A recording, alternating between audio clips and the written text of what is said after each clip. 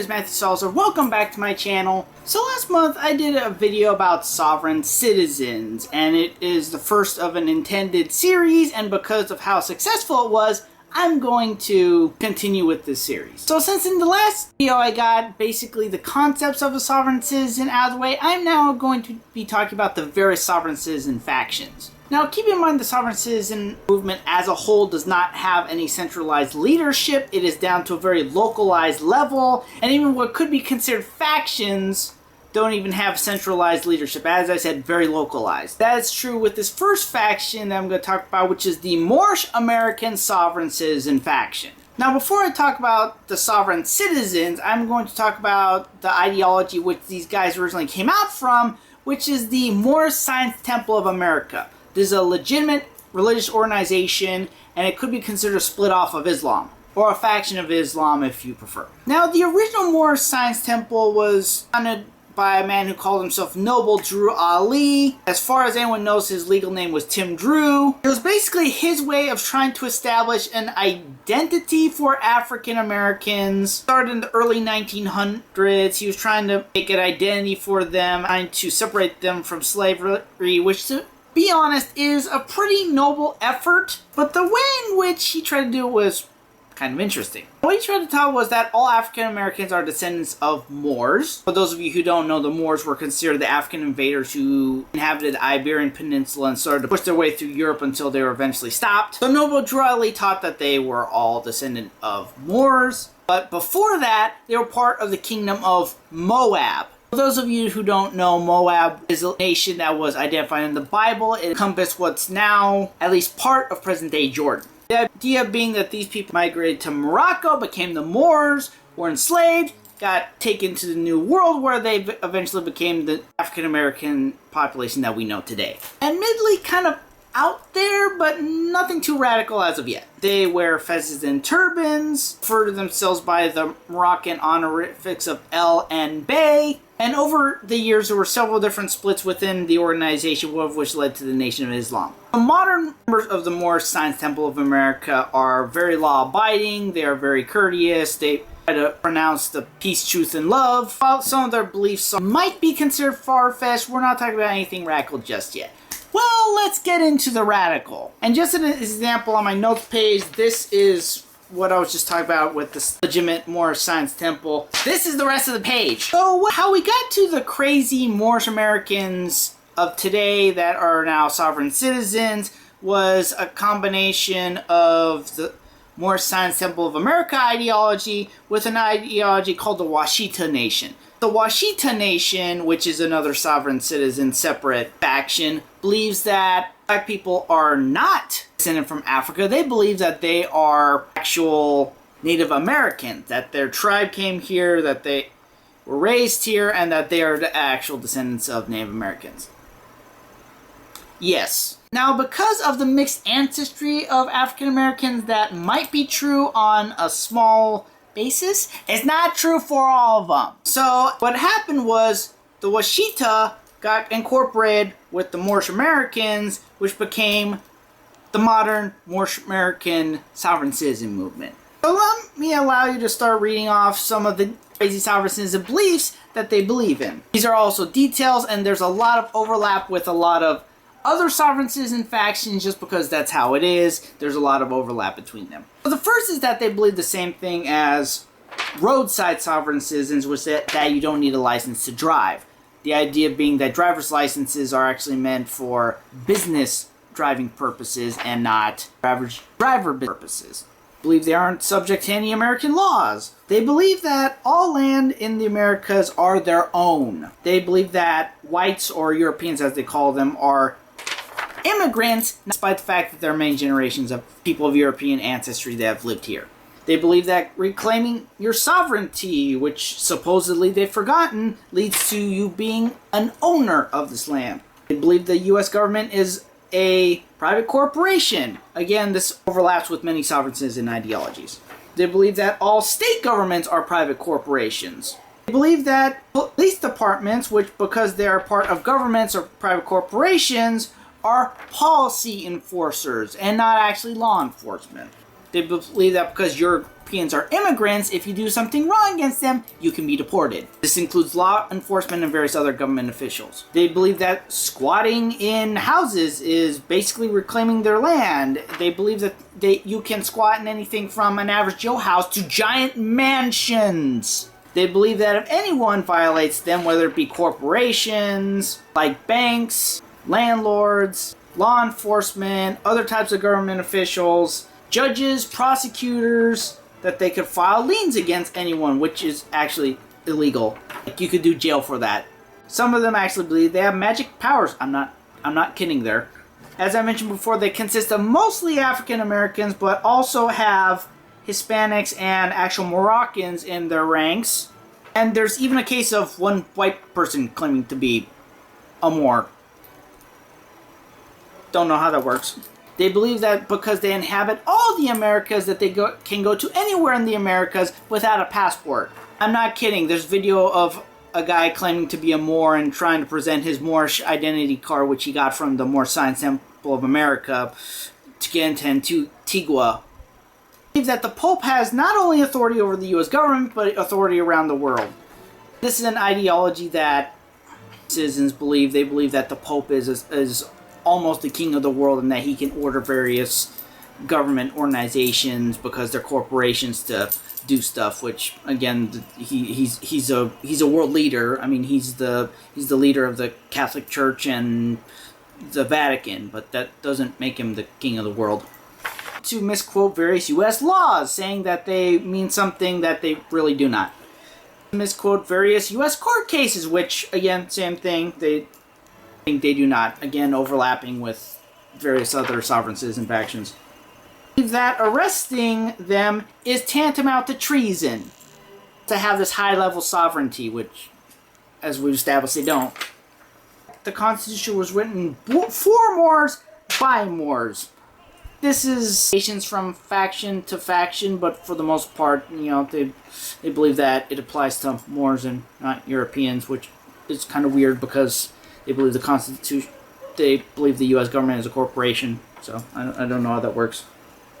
Lincoln was the last legitimate president because he defended who they claim was a Moor, and he was actually he was defending a slave in a court case back when Lincoln was a lawyer. I don't know how that works. The 15th Amendment established a second class of citizens. Again, this is a sovereign citizen ideology where they misinterpret things, whatever. The BAR stands for British Accredited Registry, and not another ideology because they believe that are corporations established by Britain, which, again, they're not, which goes back to their whole idea that Europeans are immigrants and not U.S. citizens. And the faction, they're just refer to their women or as El or Bey or El Bey. They might refer to them as Queen or Empress, and just talking about a woman as like being good looking. They literally, that's their title. Referred to as priest or chief. The whole idea of being part of a tribe, so if it's the leader, it's the chief. Requires a wet signature. It goes back to another general sovereign citizen ideology where in order for a warrant to be legitimate, it needs to have an actual signature. It can't be a printed out copy. Legal. As if legal requires actual signatures. The Treaty of Peace and Friendship between Morocco and the United States establishes rules by which it must abide by, which it didn't. It was a treaty. It was an international treaty. That's all it was. America is located in a continent called a Mexum. The way to sugarcoat it, from what I could tell, a Mexum is basically Atlantis. It's an island that they believe is in the Atlantic Ocean. That the U.S. and by default all American continents, something that I guess is the transatlantic Greater Moroccan Empire, because they like to say that we're in Morocco when they're addressing people. Don't understand geography? Those Aboriginal Americans. This actually goes to the idea that in Canada they're refer to First Nations or Aboriginals. Modern Native Americans refer to themselves as Aboriginals. Use a Moorish ethnicity card as a legit form of identification, which again is actually issued to members of the more legitimate Moorish Science Temple of America, but even they know that it's not a legitimate form of identity. Membership card. Like your membership card for Costco. Much outside of those organizations. Believe in victimless crimes. They believe that you need to have a victim. For arrest to be made, someone needs to be injured or wronged in some way. They don't believe that a traffic ticket against the government, like even government officials, is not a legitimate law. It's a common citizen belief.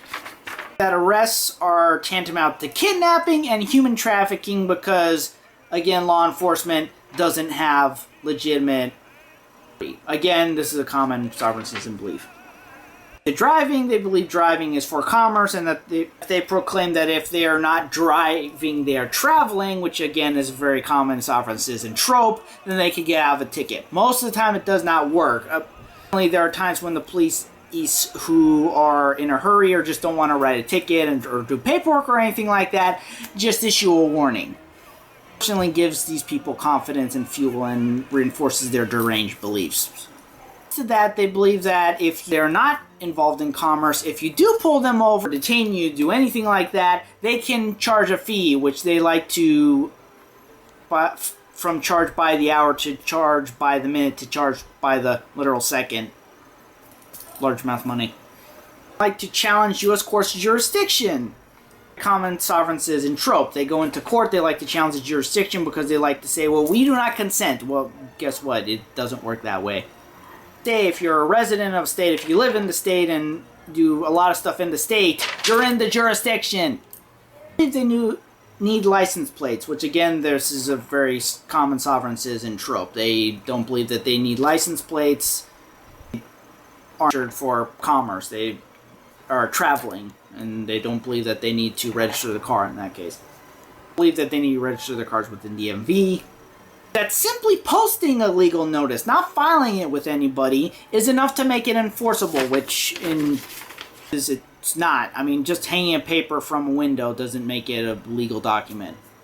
You can practice law because there's no such thing as a lawyer, because if you're part of the Bar Association, you've pledged yourself to, because they believe that the bar stands for British Accredited, which, if you look in the background, that timeline doesn't make sense because Great Britain actually wasn't created until after the War of 1812. So, again, sovereign citizen trope.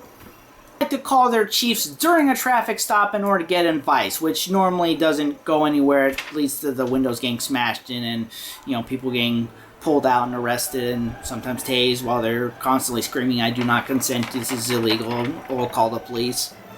That they are the police. Names can be owned and legally trademarked. Again, this is a common sovereign citizen trope. That it's very hard to a name. Crawford tried to keep a porn star from using her name without realizing she couldn't because it was the porn star's legal name. I mean, you can't. There's just certain ideology. And the straw man theory, another sovereign citizen trope. You are issued a name at birth, and that is your legal name, but they believe that they can split themselves from the person, declare, "I'm a man, I am not a corporate entity," considering that whole idea of a corporation is that it's a legal person, not the other way around. They take a name on with El Bay in that they don't usually go and change the legal name, so as a result they're still addressed by a certain legal name. And it's just like, well, you didn't change your legal name, so you're going to be referred to as that legally. Pay taxes. Again, tax evaders, another sovereign citizen faction.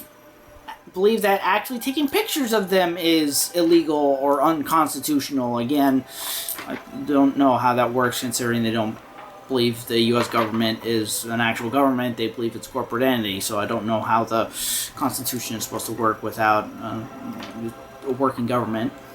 Human Services takes your kids because you are a bad parent. That's kidnapping. Again, another sovereign citizen ideology because they don't recognize Human Services as legitimate. see. Sheriffs are the only legitimate police force because they are listed in the Constitution. Sovereign citizen ideology, and it's a stall tactic when they're dealing with law enforcement. They'll say get the sheriff, and of course the sheriff doesn't have jurisdiction. Military can be used to enforce laws, which military is for defense, not law enforcement. International laws allow them to do whatever they want, which they're international laws. They apply in international areas. They don't apply in sovereign nations areas. I mean, you know, whatever. Resolutions support their ideology. Again, no legitimacy. There's a lot of ideologies that they like to believe in. Courts are admiralty laws because if they have a gold fringe on the flag, they apply to... And that the layout of a court is like a ship. I'm not making this up. English words on purpose. I mean, are they trying to make their own version of the English language? I mean, I don't know what that accomplished. It just shows you don't know how to spell. Slavery was the result of the original inhabitants being enslaved. The reason why slaves were brought over in the first place was because Native Americans were not functioning very well as their own slaves. So that's kind of why they did that. And they needed the labor. Believe that at court recess are the judges fleeing the bench. Which that's not it. It's a court recess. They're allowed to do that. Frequently like to quote Black's Law Dictionary and various other outdated dictionaries. So this behemoth, the Sovereign Citizen Bible, they like to quote it a lot. Not realizing that it's legal terms dictionary. It's not law. These are not laws. This doesn't hold evidence in court. It's what's referred to as secondary law in the legal profession. Like to quote outdated laws out of context. This goes back to the earlier mention, which is another sovereign citizen trope. Sometimes like to quote the Articles of Confederation. Another sovereign citizen trope. It's like, we don't use the Articles of Confederation. Believe they can get police officers fired. This goes back to anyone. I mean, recent events just goes to show that any officer can get fired if they break the law or procedure or abuse their powers or whatever. But everyday officers doing their duty, that doesn't happen. I believe that any notarized documents are actual documents. I mean, a notarized document is just something that's notarized. I mean, it's got a seal of approval from a notary. It doesn't necessarily make it a legally binding document. It's not something that can be used in court. It's not something that can be used to usurp any kind of law. It's a notarized document. Anyways, believe that many different types of papers that print from online are legal documents. I mean, I could print something up and say it's legal law. It doesn't mean that it makes it legal law. That's about it. Now, some closing final notes. A notable sovereign citizen that I can just name off the top of my head would be a woman named Sharon Tracy Gale Bay. She's currently in jail for a variety of things that she's done because, again, she does illegal stuff and then claims that she's not subject to court jurisdiction, which, you know, she's still in jail going on trial, so... Oh yeah, another thing is that sovereign citizens like to represent themselves pro se, which often doesn't work well. So good luck on that, Sharon. And also notice that the Moorish Science Temple of America actually condemns these sovereign citizens because they, you know, first of all, give them a bad name, and second of all, they don't believe that you should be above the law. They believe that you need to obey the law as much as possible. So that's the Moorish American Sovereign Citizen movement in a nutshell. I'm sure there's stuff I missed out because, again, because there's so many Moorish American Sovereign Citizen factions in and of itself, there's going to be individual beliefs, which is why they're not able to be completely unified on what they like to say, and you know, as a result, they kind of look like they're rambling. Be sure to like, share, and subscribe. Comment down below. I'll leave some links to some sovereign citizen videos in downstairs. There's also a lot of other channels that's covered this completely, like Vilified Freedom, Degeneration Nation, and Van Bayon, just to name a few. If you'd like to hear me talk about another sovereign citizen faction, or maybe just another all-encompassing sovereign video. Maybe talk about a number of different factions. Let me know in the comment section below. Be sure to like, share, and subscribe. Follow me on @MatthewSolder on both my Twitter and my Instagram. I post a variety of stuff. Thank you very much for watching. Be safe in the ending part of this quarantine and with all the unrest outside. And I'll see you next time.